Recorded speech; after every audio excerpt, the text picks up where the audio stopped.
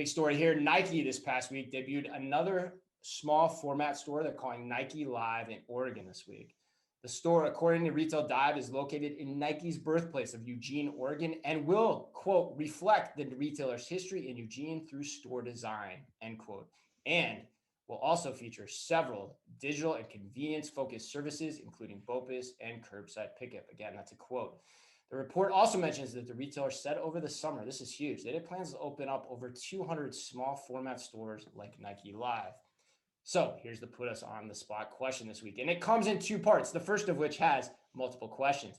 First, is this really a different idea from Nike's other small format approaches that they've tried in the past, aka things like the running store in the Upper East Side of New York?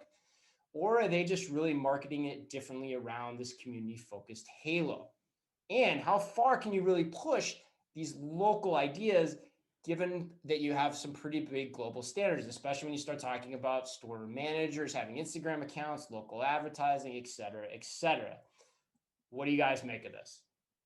Emma, let's start with you. Yeah. I think I'm really excited for this store. I think we have to see what kind of merchandise assortment is in there before you can really kind of compare it to other Nike Lives and what they'll do with the other 200 locations that they're planning.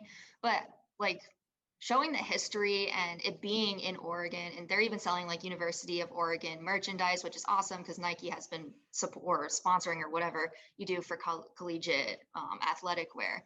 So I don't really know in the long term, but I think it's really cool. We'll have to see.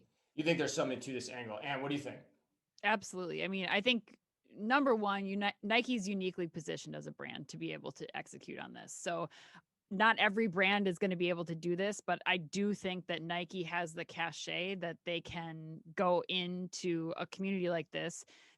People are flocking to the brand. They'll go to the Nike store in their community because it becomes, I think, more than just a store. And like I said, the brand has the ability to bring in attractions that will get people in there. So for you, it's about the brand reach, what it means, what it could mean for the local community. I think you're right. You need a special brand to be able to do that and to pull that off well. I actually think, I think the key thing here too that I would add is I think they also have the omnichannel foundation to do this. Mm-hmm. Now, the question of like how decentralized does it get, I think is still important. I think you have to be thoughtful about that. But I don't think it's necessarily about decentralization in the way we're talking about it. I think it's about the omnichannel foundations in the way we've been talking about it. Like, having flexible inventory systems, having all of your touch points connected with the physical entity that has the store. You start thinking about, the sneaker drops and all those things and how those are localized and personalized to you as an individual. But yet that's a pretty frictionless experience if you want to then go return that product in the store or talk to an associate about it in the store. Like, they've done a really good job of connecting that web. And so I think with that foundation in place, as long as the business model economics of the small store footprint can generate the revenue and the requirements for that given market, I agree with you guys. I think it makes 100% sense for Nike. And then to your point, Ann, I think it keeps them in control of their brand and in this digital age, that control of the brand is such an important thing as you start thinking about how do you maintain all your wholesale partners. And I think it allows room for more experimentation too. Like in the like random idea that Nike might get into like the fitness space or get into like any kind of external like community building sort of things, like you can really start to test things when you're at that level. Yeah, it's a great point. Yeah, the smaller you are, in a lot of ways, the easier it is to test. And yeah, that brings in the whole Peloton, Lululemon conversation again. And how do those territories, that's a great point. How do those territories start to kind of merge together with some of the conversations we've had in past shows, and that gives you a chance to experiment with what the right answers to that. Okay, the second part of the question, I think this is really cool to think about in juxtaposition to that conversation. Compare and contrast everything we just talked about, or compare and contrast especially the Nike Live concept store with the other announcement this week that Macy says it plans to open a 22,000 square foot store format that they're calling, wait for it, Bloomies, in Fairfax, Virginia this coming fall. Emma, you're probably the biggest fashionista of us all. How do you think about those two in concert next to each other? I don't even think they're worth comparing next to each other.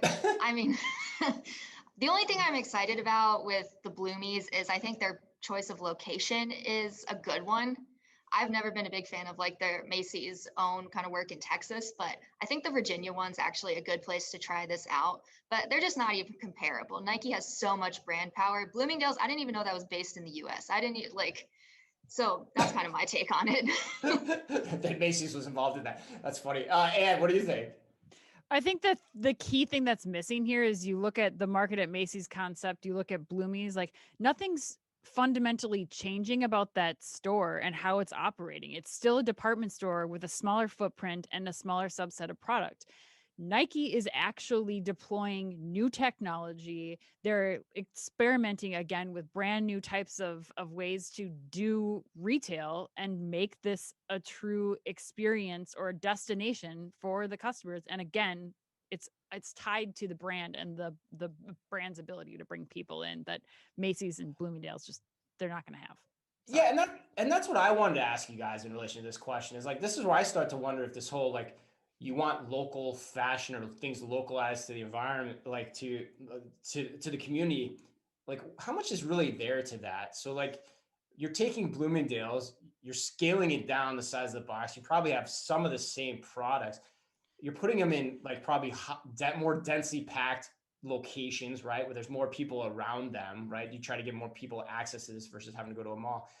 Don't I already have that in like the local boutiques that are like already there? Like, why am I choosing Why would I choose Bloomie's quote unquote over that when they probably know me even better on all these things that we're hypothesizing, especially if you don't have any of these other like omni-channel components like we were talking about with the Nike? Like, what am I missing there? Because I don't get it for that reason. Yeah, I don't know. I mean, I think that a big tell for me too is that none of these new concepts or smaller format concepts are going in malls. They're all off mall properties. And I think what that means for what the future of the mall is going to be is scary. I Yeah, that's mean, scary too. That's a whole nother conversation. Yeah. yeah, but I mean, yeah, there's really nothing differentiating these stores again from their predecessors. And I would argue like are probably less convenient for people to shop than they were in the mall. I mean, now you're in smaller areas, you have to find parking, like they're harder to get to. Like it seems like more complications.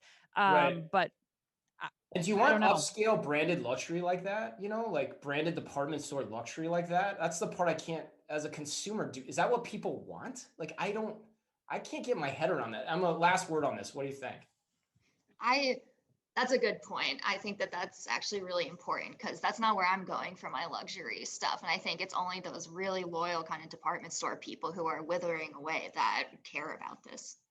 Right. Yeah. It doesn't make you feel as special as you or unique if you're going to go to like the Bloomies, you know, in the cool part of town. Right. Like I actually feel like it kind of makes you feel the opposite way is kind of how I'm connoting that. But